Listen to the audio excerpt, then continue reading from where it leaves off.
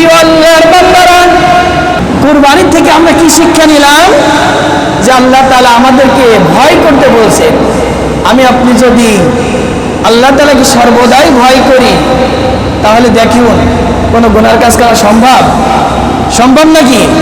ব্যবসা করছি, আল্লাহকে ভয় করি, আল্লাহ দেখছেন, 1 নম্বর 2 নম্বর মাল 1 নম্বর বলে চালাবো না, ওজনে কম দেব না, হ্যাঁ, ফাঁকিবাজি করবো না। এই ব্যবসার খাতিরে যদি আমি আপনি আল্লাহকে ভয় করি, সেখানে যদি তাকওয়া অর্জন করি, তাহলে কি ব্যবসার ভিতরে কোনো আর সমস্যা থাকবে? চাকরির ভিতরে ঠিক টাইমে যাওয়া, ঠিক টাইমে সে চাকরিটা সুন্দরভাবে করা, কেউ দেখছে না, আল্লাহ দেখছে। এই যে তাকওয়া, আল্লাহ ভীরু, আল্লাহ ভয়, তার ওই চাকরির ভিতরে বরকত দেবেন তিনি কে? চাষাবাদ করছি, এই চাষাবাদের ভিতরে আল্লাহর নামে বীজ বপন করলাম, আল্লাহর নামে চাষাবাদ দিলাম, আল্লাহর নামে সবকিছু দিচ্ছি, আল্লাহকে ভয় করি। আবার যারা এই যে চাষাবাদে যাদের কাজের জন্য নেয়, শ্রমিক যাদের বলা হয়, একেবারে কিভাবে মহাজনকে ঠকানো যায় এরকম আছে কিনা? এই অঞ্চলে নাও থাকতে পারে। মোটামুটি 3 বেলা 1 ঘন্টা করে তো 2 ঘন্টা জিরোই আছে না এরকম। এই যে এখানে যদি আল্লাহ তাআলার ভয় থাকে, তাকওয়া থাকে, তো এই যে এই কাজে কর্মে যদি সেই তাকওয়া অর্জন করতে পারি আল্লাহ তাআলার প্রতি, তাহলে সেখানে যদি আল্লাহকে ভয় করি, তাহলে এই মালিক মহাজনকে ফাঁকি দেওয়ার থাকবে। আপনার এই কাজের টাকাও হালাল হবে, আপনার শ্রমিকের ভিতরে রহমত বরকত দেবেন তিনি কে? এইভাবে প্রত্যেকটা কাজে, পারিবারিক জীবন, রাজনৈতিক জীবন, চাকরি, ব্যবসা, বাণিজ্য, সমস্ত জায়গায় যদি সেই মহান আল্লাহ তাআলাকে ভয় করতে পারি, তাহলে আল্লাহ তাআলা আমার আপনার প্রত্যেকটা জায়গায়, প্রত্যেকটা সেক্টরে, প্রত্যেকটি জীবনের পরতে পরতে আল্লাহ তাআলার রহমত, বরকত এবং তিনার সমস্ত মহামান্বিত নেয়ামত দিয়ে পরিপূর্ণ করে দিবেন। বলেন সুবহানাল্লাহ।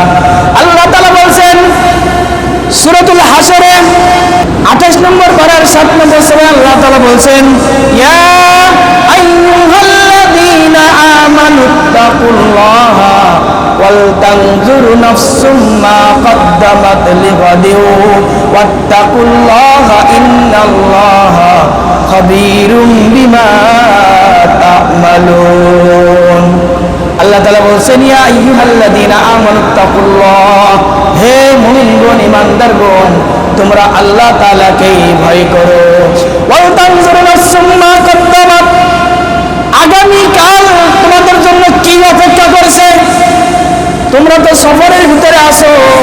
দেখুন, আমাদের কালীগঞ্জ থেকে যদি চট্টগ্রাম, ঢাকায় যেতে হয়, আমাদের সেখানে একটা স্থান, এই আমরা যে সফর করি, আর আমাদের দুনিয়ার সফর হচ্ছে রূহের জগৎ থেকে আমরা সফর করেছি। আমাদের সফর যে উঠবে জান্নাতুল ফেরদাউসে। বলেন সুবহানাল্লাহ। কোথায়? জান্নাতুল ফেরদাউস। এই যে সফর, এই সফরের ভিতরে এই যে দুনিয়ার জিন্দেগিতে ব্যবসা, বাণিজ্য, টাকা পয়সা, অর্থনৈতিক, পারিবারিক, রাজনৈতিক, বন্ধু বান্ধব যা কিছু আছে দুনিয়ার ভিতরে, এটা আমার আপনার সফর। এই সফরের ভিতরে যদি তাকওয়া অর্জন করতে পারি, আগামীকাল, আগামী সময় কি করব? ওয়াল তানজুরু, তুমি হিসাব করো, নজর দাও, স্মরণ করো, নাফসুম মা কদ্দামাত লিগাদ, তুমি আগামীকালের জন্য কি প্রস্তুত করেছো, আগামী মিনিটের জন্য, আগামী সেকেন্ডের জন্য, আগামী ঘন্টার জন্য তুমি কি অর্জন করেছো। তুমি কি খারাপ পথে আসো নাকি ভালো পথে? ওয়াত্তাকুল্লাহ, তোমরা আল্লাহ তাআলাকে ভয় করো। ইন্নাল্লাহা খাবীরুম বিমা তা'মালুন, নিশ্চয় আল্লাহ তাআলা সমস্ত মাখলুকাতের সমস্ত বিষয়ের খবরাখবর জানেন। চিল্লায় বলেন সুবহানাল্লাহ। ওয়ালা তাকুনু কাল্লাযীনা নাসুল্লাহা ফাআনসাহুম আনফুসাহুম উলাইকা হুমুল ফাসিকুন। ওয়ালা তাকুনু কাল্লাযীনা নাসুল্লাহা ফাআনসাহুম আনফুসাহুম, ওয়ালা তাকুনু, তোমরা তাদের মতো হইও না, কাল্লাযীনা নাসুল্লাহা ফাআনসাহুম, যারা আল্লাহ তাআলাকে ভুলে যায়। কাকে? তোমরা তাদের মতো হইও না যারা আল্লাহ তাআলাকে ভুলে যায়। ফাআনসাহুম আনফুসাহুম, তাহলে আল্লাহ তাআলা তোমাদেরকে কি ভুলে যাবে। তোমরা তাদের মতো হইও না, তাকুনু কাল্লাযীনা নাসুল্লাহা ফাআনসাহুম আনফুসাহুম, তাদের মতো হয় না যারা আল্লাহ তাআলাকে ভুলে যায়, আল্লাহ তাআলার বিরুদ্ধে কথা বলে কাজ করে, তাহলে আল্লাহ তাআলা তোমাদেরকে ভুলে যাবেন। উলাইকা হুমুল ফাসিকুন, আর তারাই হচ্ছে সবথেকে সীমা লঙ্ঘনকারী। চিল্লাই বলেন নাউজুবিল্লাহ।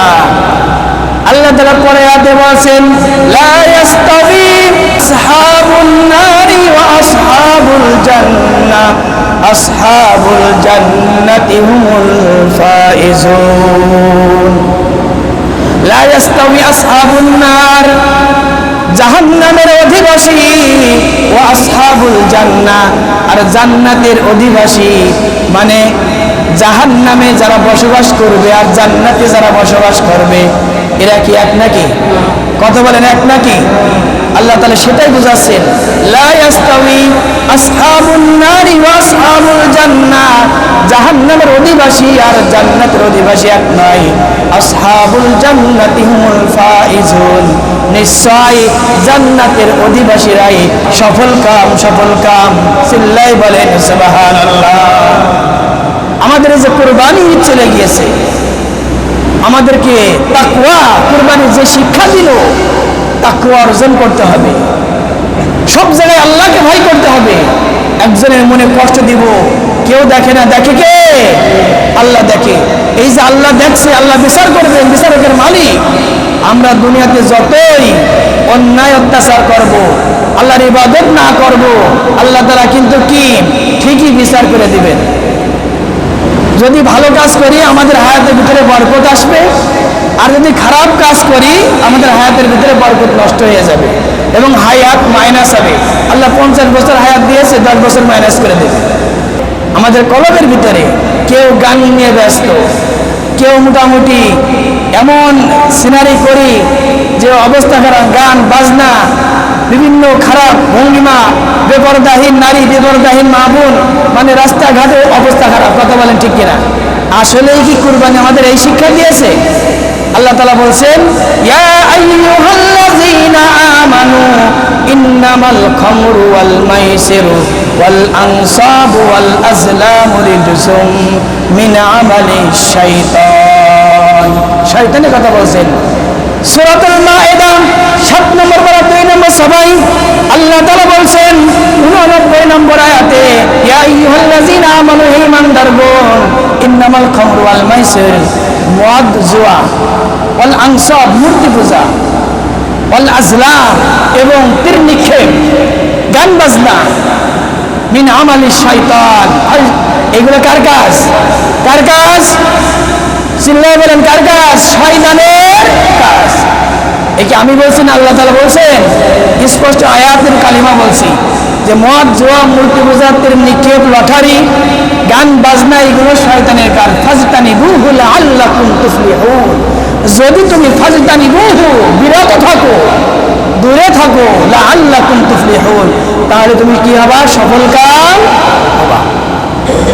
যদি তুমি এর থেকে বিরত থাকো, মদ জুয়া, বিভিন্ন নেশা, সে যাই হোক না কেন, গান বাজনা, বেপরদাহীন, তীর নিক্ষেপ, লটারি, এইগুলো হারাম, গুনাহের কাজ, লজ্জিত কাজ, শয়তানের কাজ।